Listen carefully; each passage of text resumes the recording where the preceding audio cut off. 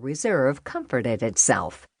Because my nature is one of an analyst, not an advocate, I dove into the data. As you'll see from all of it in this book, the more one knows the hard facts of financial policy's inequality impact, the angrier one becomes.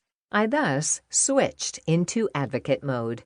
In 2016, I told a group of global central bankers that income inequality is the battlefield casualty of post-crisis reform, urging them to clean up their own mess, not count on changes to taxation, spending, technology, or other policies somehow to do it for them.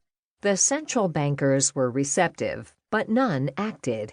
Inequality then climbed higher as post-2008 monetary and regulatory policy continued unchanged, leading me in another speech to central bankers in 2018 to make a still more forceful case for rapid financial policy reform. Again, central bankers listened, but did no more. This book is my answer to all that inaction, an answer made still more angry and urgent by America in the wake of the pandemic.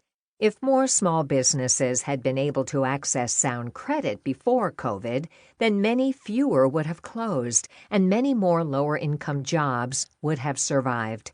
If most Americans had been able to put aside some savings, then families wouldn't have run to food pantries in still untold numbers. If policymakers had seen the extent to which the Fed's vaunted recovery stopped far short of people and businesses of color, then the fury following George Floyd's murder would have focused solely on racial justice, not also on demands to eat the rich. If financial institutions, not just banks, had been properly regulated, then Americans wouldn't have been so deeply in debt, and the financial system wouldn't have crumbled the first day COVID's force was felt. And if the Fed hadn't immediately rushed in to rescue all this risk-taking, then Americans of wealth wouldn't have become so much richer so much faster, even as U.S. unemployment numbers reached heights not seen since the Great Depression. Economic inequality is not a curse that afflicts America because some people just don't try hard enough, or even because some politicians just don't care enough. This book, the first to do so, will show that U.S. income and wealth inequality grew worse faster than ever before after 2010 due to the one thing that dramatically changed that year, the way the Federal Reserve set monetary and regulatory policy. As you will see, there is a clear and causal connection between financial policy and economic inequality, and breaking it is desirable, feasible, politically achievable, and meaningful as a near-term equality remedy.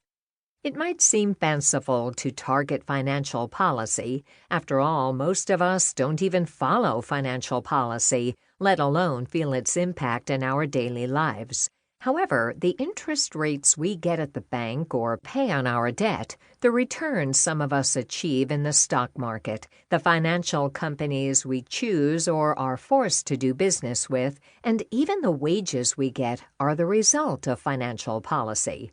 As a result, financial policy controls key turbines in the inequality engine. Financial policy is the combination of the monetary policy dictated by the Federal Reserve Board and the rules written by the Fed and financial regulators.